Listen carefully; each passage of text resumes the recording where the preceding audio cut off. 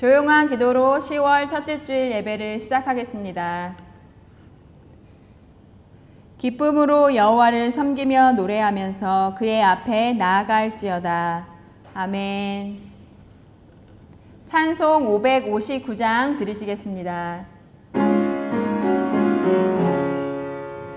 사철의 봄바람 불어있고 하나님 아버지 모셨으니 믿음의 반석도 든든하다. 우리 집 즐거운 동산이라. 고마워라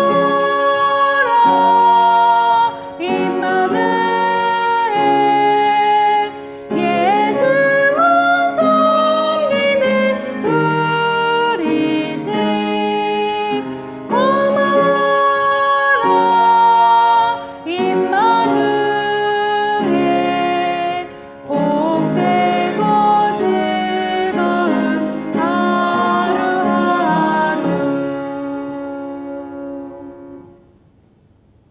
교동문 105번입니다. 여호와께 감사하라. 그는 선하시며 그 인자하심이 영원함이로다. 여호와께 감사하고 그의 이름을 불러 아뢰며 그가 하는 일을 만민 중에 알게 할지어다. 그들이 광야 사막길에서 방황하며 거주할 성읍을 찾지 못하고 줄이고 목이 말라 그들의 영혼이 그들 안에서 피곤하였도다. 이에 그들이 근심 중에 여호와께 부르짖음에 그들의 고통에서 건지시고 또 바른 길로 인도하사 거주할 성읍에 이르게 하셨도다. 여호와의 인자하심과 인생에게 행하신 기적으로 말미암아 그를 찬송할지로다. 그가 사모하는 영혼에게 만족을 주시며 줄인 영혼에게 좋은 것으로 채워주심이로다. 아멘. 우리를 대표하여 이지엽 장로님 기도해 주시겠습니다. 사랑과 은혜의 하나님 아버지, 크신 은혜에 감사와 찬송과 영광을 올려드립니다. 복된 주일을 맞이하여 지난 한 주간의 죄를 뉘우치며 회개할 수 있는 시간 주시니 감사합니다. 작디 작은 우리는 조그만 이익에도 인색해하며 악한 생각들과 불신앙의 행동들을 하는 때가 많습니다. 늘 자신의 이익과 이름만을 쫓아 쉽고 편안한 것만을 추구한 우리 죄를 진실로 회개하오니 용서하여 주시옵소서. 생육과 번성의 하나님 아버지, 어느새 9월 마지막 주입니다. 우리 민족의 고유 명절인 한가위가 바로 코앞입니다. 고향에 있는 부모님들과 친지들을 살펴보는 것이 우리의 미풍양속임에도 금년은 코로나로 인하여 많이들 가지 못하는 안타까운 실정이 되고 말았습니다. 우리들의 마음을 이루어서 어느 곳에 있든지 주님의 평안과 기도가 넘치는 삶이 될 수 있도록 살펴주시옵소서. 주님, 벌써 가을입니다. 풍요로운 결실을 맺지 못했음을 자복합니다. 말씀을 전하고 전도에 힘을 써야 함에도 자신만한 일을 위해 전전긍긍하였습니다. 주님, 용서하여 주시옵소서.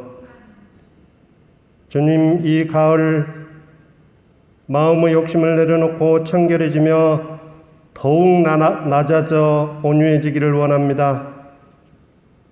마음이 청결한 자는 복이 있나니 그들이 하나님을 볼 것이요 온유한 자는 복이 있나니 그들이 땅을 기업으로 받을 것이라 하였사오니 하나님께 온전히 의지하여 기뻐하고 즐거워하는 가을이 될 수 있도록 도와주시옵소서. 금년 우리 교회 목표로 삼고 나아가고 있는 보라 내가 새 일을 행하리니 이제 나타날 것이라는 하나님의 말씀을 기억하면서 남은 기간 동안 능력과 사랑의 주님, 우리 성도들 모두에게 광야의 길을 낼 수 있는 힘을 주시옵소서.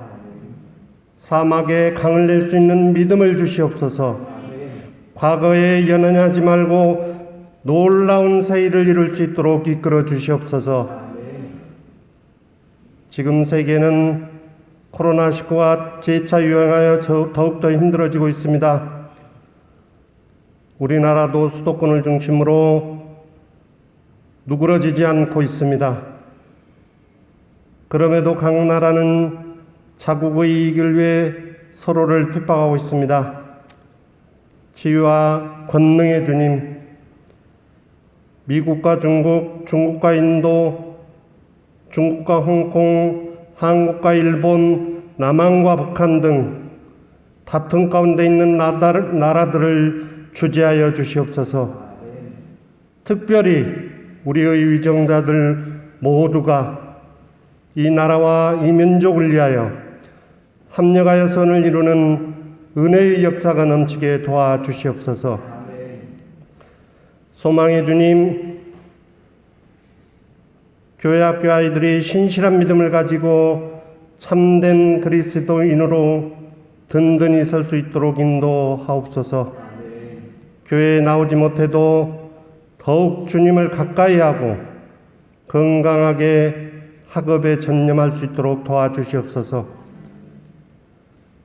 평강의 하나님, 오늘도 말씀으로 오직 성령으로 영혼구원을 위하여 예수님 이름으로 간절히 기도하시는 하나님의 귀한 종 최기로 목사님께서 말씀을 선포하실 때마다 말씀 하나하나가 소망이 되어 기업과 가정에 한없는 은혜와 축복을 더하여 주시옵소서.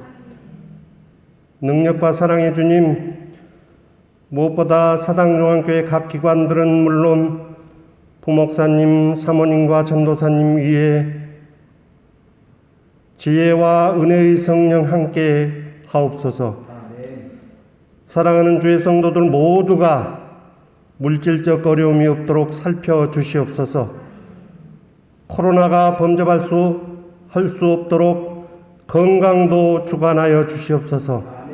무엇보다 사랑의 주님, 진실로 바라기는 하루빨리 모든 성도들이 함께 나와 주의를 거룩히 성수할 수 있도록 도와주시옵소서. 언제나 우리 기도와 간구에 귀를 기울이시는 죽기까지 우리를 사랑하신 우리 주 예수 그리스도 이름으로 기도드립니다. 아멘.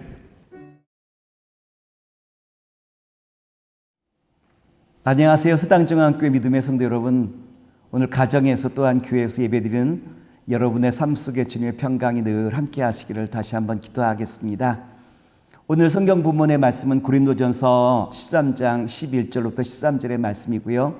은혜와 사랑과 교통하심이라 라고 한 제목으로 말씀을 함께 나누는 가운데 주님의 음성을 듣는 복된 시간 되기를 다시 한번 기도하겠습니다. 고린도 교회는 자랑할 것이 참 많은 교회였어요. 세상적으로 아주 특별한 사람들이 많은 교회였기에 성도들이 이 자기 주장과 자기 자랑이 참 많은 교회였고요. 자기 자랑과 자기 주장이 많다 보니 고린도 교회가 참 문제가 많은 교회이기도 했죠. 그래서 고린도전서와 고린도후서 말씀 보면 끊임없이 바울 사도가 고린도 교회를 향하여 권면의 말씀을 전해주고 있는 바로 교회가 고린도 교회라고 말씀을 드릴 수 있을 거예요. 어떤 쓰다면 한국 교회와 많이 유사한 것 같아요. 한국 교회도 그동안 크게 부흥하고 성장하여서 얼마나 정말 대단한 교회 그리고 또한 대단한 성도들이 많습니까?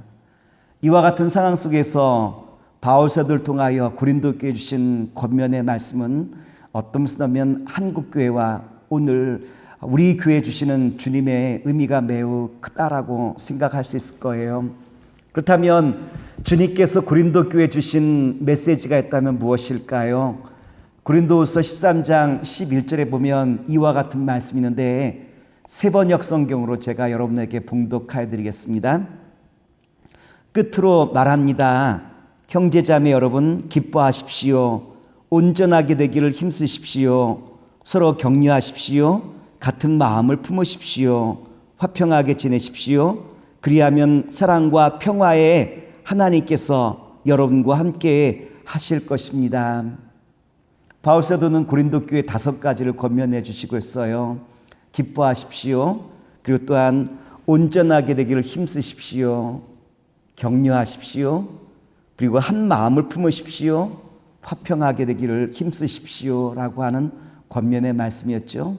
먼저 바울 사도는 고린도 교회 성도들에게 뭐라고 말씀하시냐면 기뻐하십시오. 라고 이와 같이 권면하시고 있죠. 사도 바울은 복음을 전하다가 어려움을 많이 겪은 사도이기도 해요. 우리가 잘 알고 있는 것처럼 죽음의 고비도 여러 번 넘기고 애매히 고난을 당하는 경우도 얼마나 많이 있었습니까? 그럼에도 불구하고 바울 사도는 어떻게 그 모든 어려움들을 넘어갔죠? 기쁨으로 넘어갔을 뿐만 아니라 그를 따르는 성도들에게 또한 뭐라고 권면하고 있냐면 항상 기뻐하십시오라고 기쁨을 강조하고 있는 바울의 모습을 볼 수 있죠.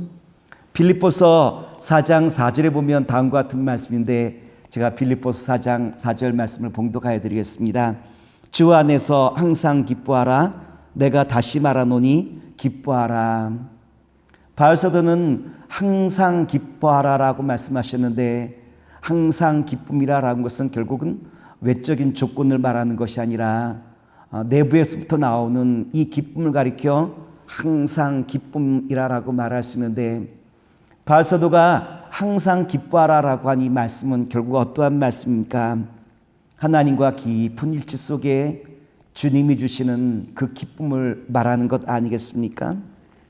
오늘 하나님이 주시는 정말 격려와 힘을 통하여 기쁨을 누리는 바로 이와 같은 자리에 서라라고 바울 사도는 우리에게 말씀하셨고 바울 사도는 이 말씀의 뜻을 알았기에 뭐라고 우리에게 그 내면의 통찰을 우리에게 주시고 있느냐로 말하면 데살로니가전서 5장 16절로부터 18절에 보면 이와 같이 우리에게 말씀을 주셨어요.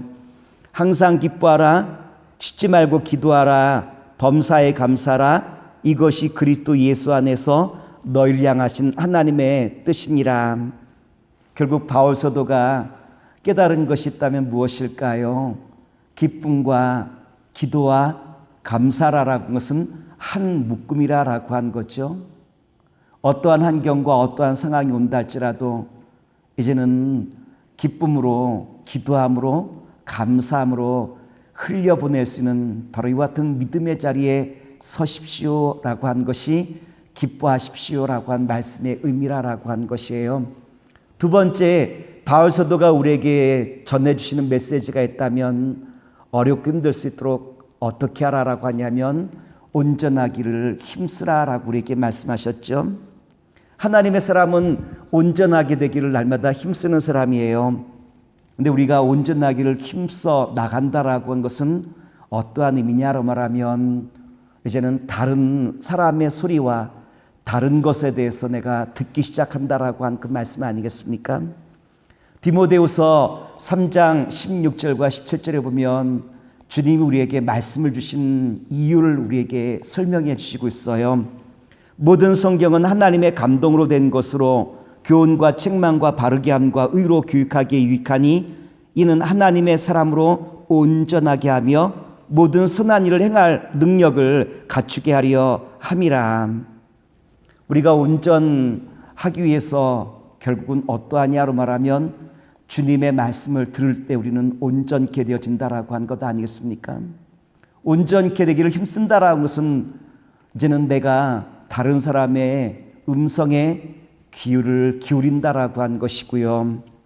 이제 내가 주장하는 자가 아닌 다른 것으로부터 이제는 내가 듣기 시작한다라고 한 것이요.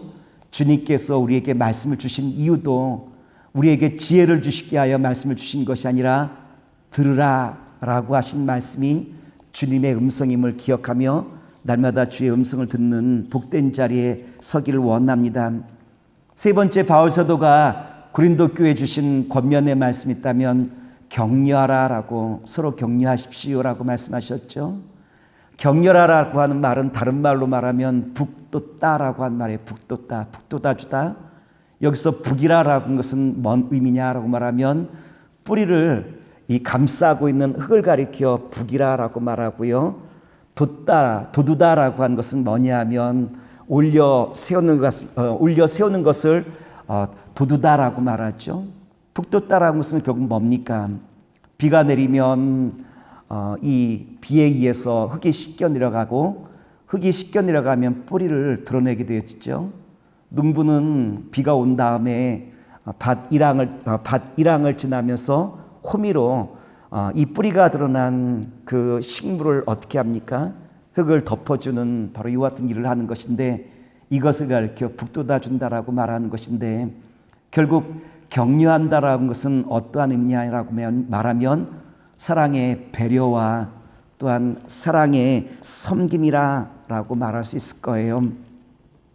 결국 성도란 다른 사람의 잘못을 지적하는 사람이 아니라 다른 사람의 허물을 이제는 농부가 마치 그 흙을 덮어주듯이 끊임없이 덮어준다라고 한 것이 격려하는 사람의 그 모습이라고 말씀을 드릴 수 있는 것 아니겠습니까? 오늘 우리가 살다 보면 뿌리를 드러낸 사람들이 얼마나 많이 있습니까? 주님께서는 우리에게 뭐라고 권면하시고 있냐면 뿌리를 드러낸 많은 영혼들 향하여 여러분 흙을 덮어주듯이 여러분이 기댈 언덕이 되십시오 라고 우리에게 권면하시고, 그리고 또한 주님께서 정말 여러분들을 통하여 기댈 언덕이 되시고 사람들로 하여금 생명의 빛으로 나아갈 수 있도록 끊임없이 인도하는 자리에 서십시오라고 한 것이 격려하는 자리, 서로 격려하십시오라고 하는 바로 이 말씀이라고 하는 거예요. 그리고 네 번째, 바울 사도가 우리에게 권면하신 말씀이 있다면 같은 마음을 품으십시오라고 우리에게 말씀하셨죠. 여러분, 같은 마음이란 무엇을 가리켜 같은 마음이라고 말할 수 있을까요? 빌립보서 2장 5절에 보면 이와 같은 말씀이 있어요. 제가 한번 봉독하여 드리겠습니다. 너희 안에 이 마음을 품으라, 곧 그리스도 예수의 마음이니.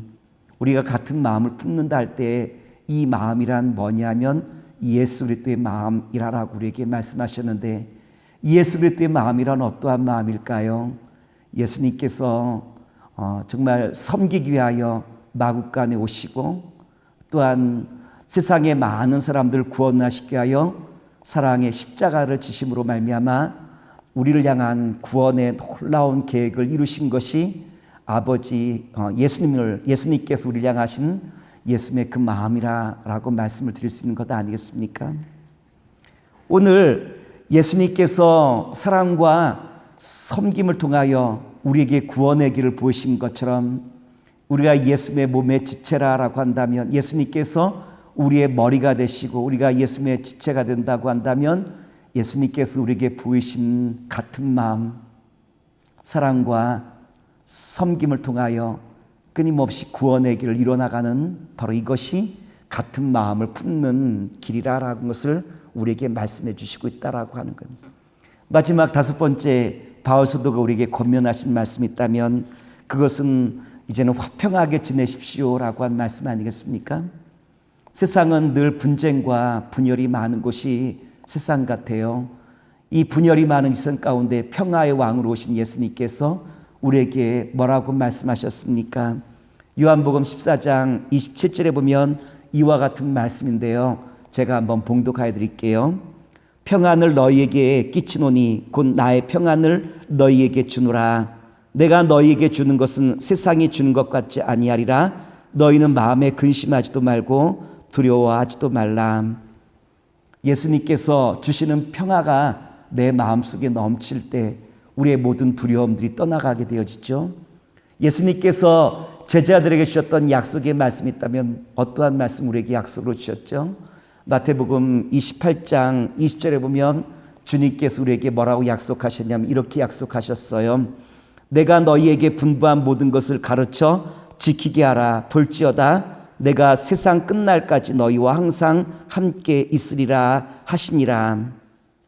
결국 하나님의 사랑이 나를 감싸고 있을 때 우리는 두려워하지 않게 되어지는 것이죠. 이 말씀을 깨달은 바울이 로마서의 말씀을 통하여 우리에게 다시 한번 이 말씀을 어떻게 설명하시냐면 이와 같이 말씀을 설명하시는데요. 로마서 8장 6절에 우리에게 이와 같이 말씀 주셨어요. 육신의 생각은 사망이요 영의 생각은 생명과 평안이니라.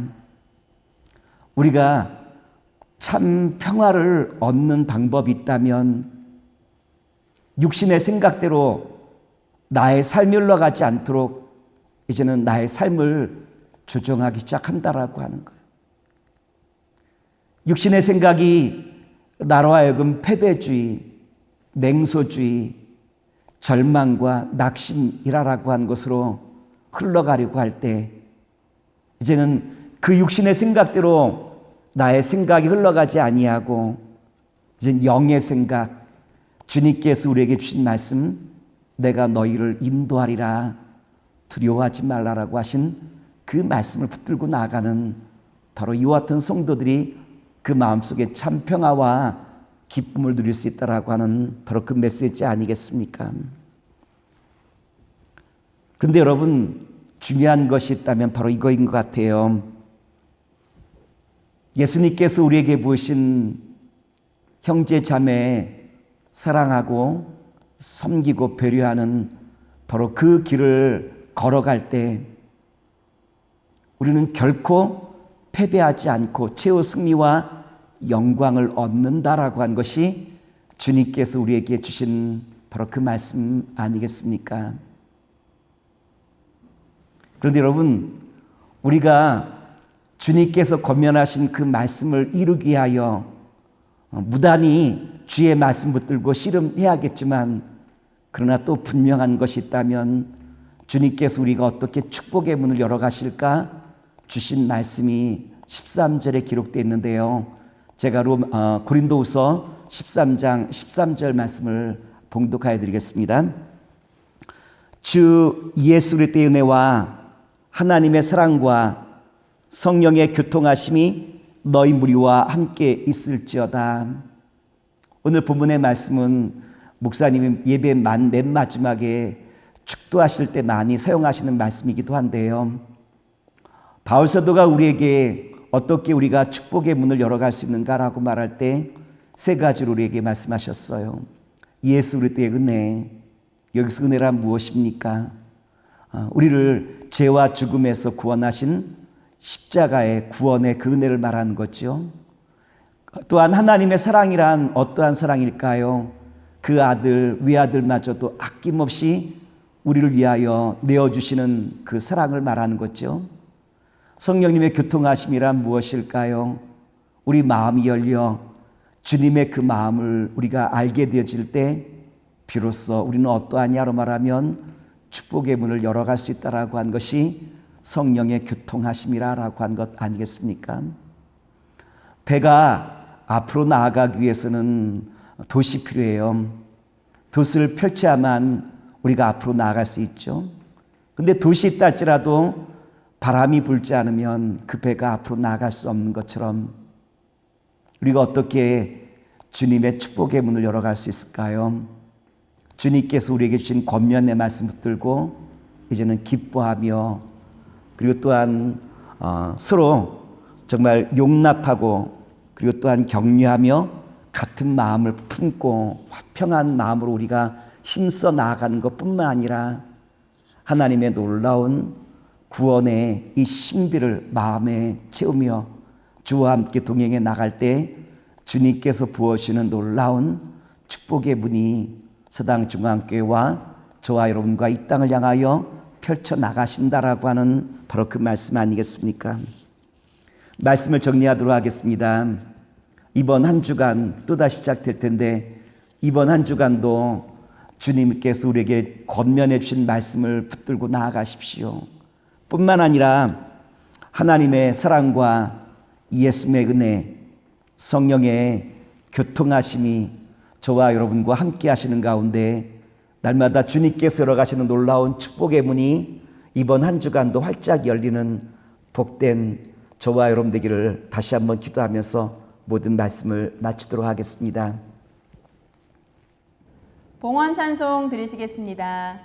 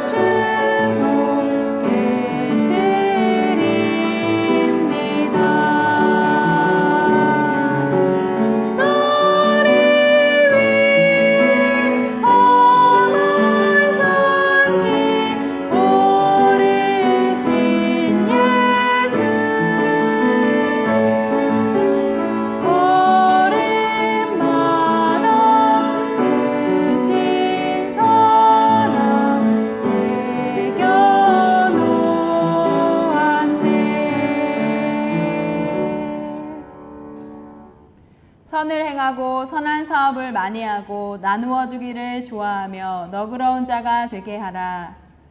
이것이 장래에 자기를 위하여 좋은 터를 쌓아 참된 생명을 취하는 것이니라.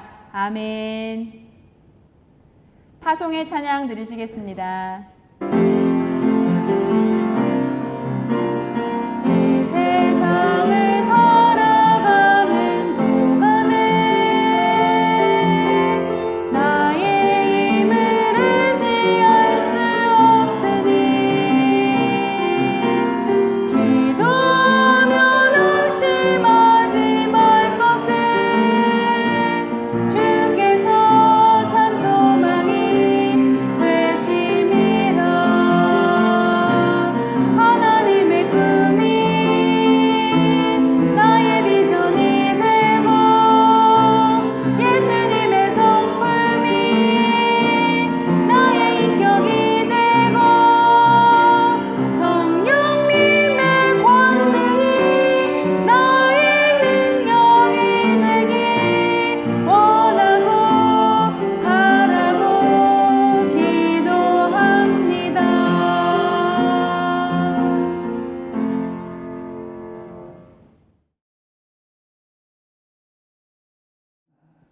사랑과 은혜가 무한하신 아버지 하나님, 우리의 모든 삶을 은혜로 채워주심을 감사드립니다. 오늘도 주의 사랑하는 자녀들이 정성껏 주님 앞에 예물을 드리오니 주님 받으시고 사랑하는 성도들의 가정과 기업과 저의 모든 삶 속에 주의 은혜로 채워 주시옵소서. 이제는 우리 주 예수 그리스도의 은혜와 무한하신 아버지 하나님의 사랑하심과 성령님의 교통하심이 한 주간 주님께서 우리에게 주신 그 말씀을 붙들고 씨름하며 주의 도우심과 은혜를 사모하는 주의 거룩한 자녀들 위해 이제로부터 영원토록 함께 하시기를 간절히 축원하옵나이다. 아멘.